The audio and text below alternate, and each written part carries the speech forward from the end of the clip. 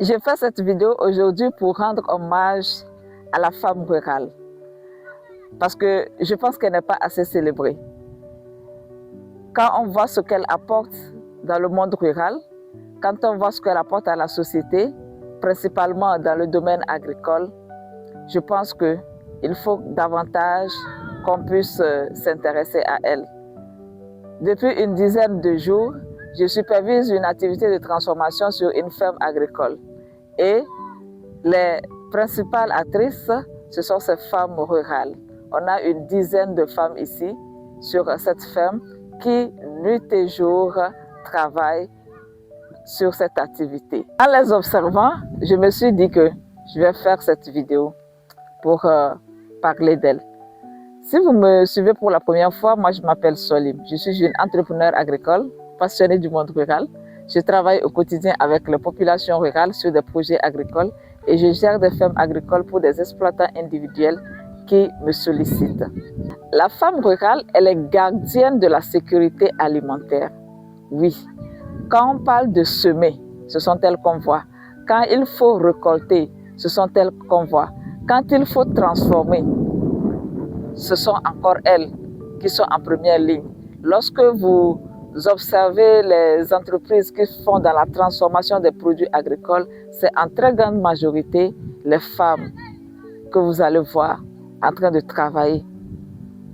Les hommes sont beaucoup plus sur des activités très physiques, comme par exemple préparer le sol, faire les sarclages et tout, mais quand il s'agit de semer, de récolter ou bien de transformer, ce sont les femmes que vous allez beaucoup plus voir. Si on retire la contribution de la femme rurale dans le domaine agricole, la disponibilité alimentaire s'en trouverait très réduite. Lorsque vous faites des achats pour faire la cuisine, pensez à ces femmes rurales qui ont travaillé en amont pour que vous puissiez avoir ces produits à disposition. La femme rurale a une force de travail infatigable. Je vous assure que ces femmes m'ont challengée. Je suis une grande travailleuse. Moi-même, je suis une grande travailleuse. Mais ces femmes m'ont montré que dans ce que moi je fais là, c'est petit par rapport à elles, leur force de travail. Parce que il faut savoir qu'ici, on a fait la transformation du manioc. Dans un premier temps, il faut peler. Après, on passe à la machine. Et lorsqu'ils ont commencé le premier jour, j'ai programmé qu'à partir de 15 h, on arrêtait l'activité de pelage et on doit passer à la machine.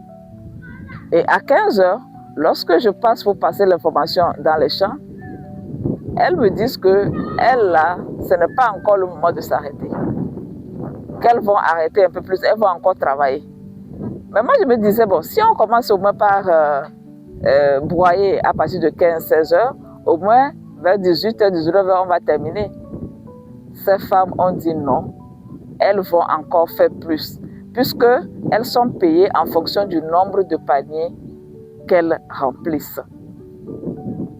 Et il faut savoir que chaque jour, elles terminent l'activité de pelage entre 18 h et 19 h. Et maintenant, il faut qu'on broie et on finit aux environs de 21 h.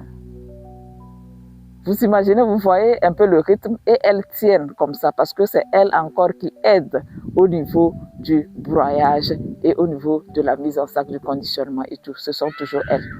Donc, depuis 6 h du matin jusqu'à 21 h, elles sont debout. Vous allez voir, même quand vous voyez un peu mes yeux là, mes yeux sont fatigués. Mais c'est parce que c'est elles-mêmes qui nous mènent avec un rythme qui dépasse vraiment nos habitudes de travail. Vous voyez? Donc elles viennent pour travailler sur la ferme. Au lieu que c'est nous qui imposons le rythme, c'est elles-mêmes qui nous imposent le rythme.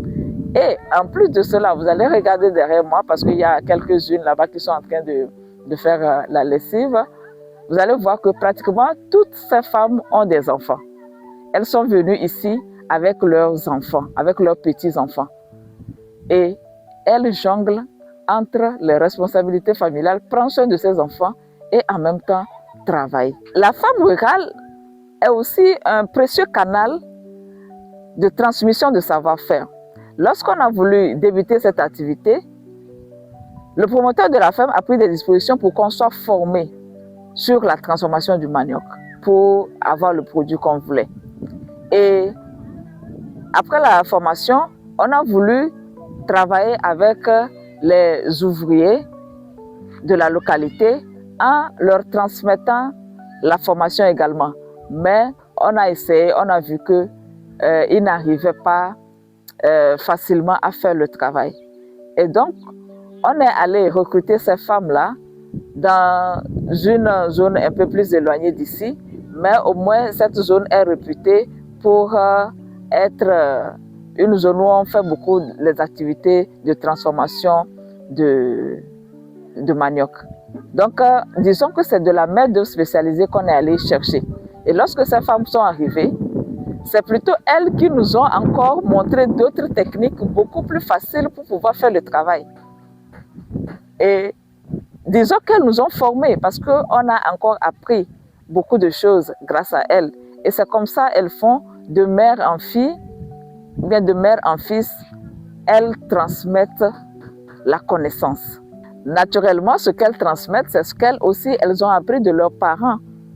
Donc, ce sont des techniques traditionnelles, pour ne pas dire ancestrales. Elles préservent cela et les transmettent, ce qui est non négligeable. Les femmes rurales sont les piliers économiques au niveau des villages.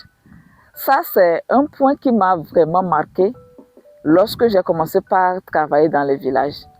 Parce que, de ce que moi je suis habituée, c'est l'homme qui est le chef de la famille. Et donc, pour ce qui est des besoins élémentaires de la famille, c'est l'homme qui sort travailler pour ramener ce qu'il faut à la maison. Mais triste est de constater que dans les villages, ce sont les femmes qui sortent pour aller travailler, pour ramener de l'argent, ne serait-ce que pour permettre aux enfants d'avoir leur pain quotidien. Ça, c'est une réalité que je n'ai pas vraiment aimée au niveau des villages, au niveau des populations rurales, parce que beaucoup d'hommes ont fui leurs responsabilités. Et même les femmes, elles ont même pour slogan de dire c'est à la femme de s'occuper des enfants. C'est à la femme de s'occuper de ses enfants. C'est ce qu'elles disent. Non, c'est à la femme de s'occuper des enfants. Elles ont normalisé le fait que lorsqu'elles ont des enfants, c'est à elles d'aller travailler pour venir nourrir ses enfants.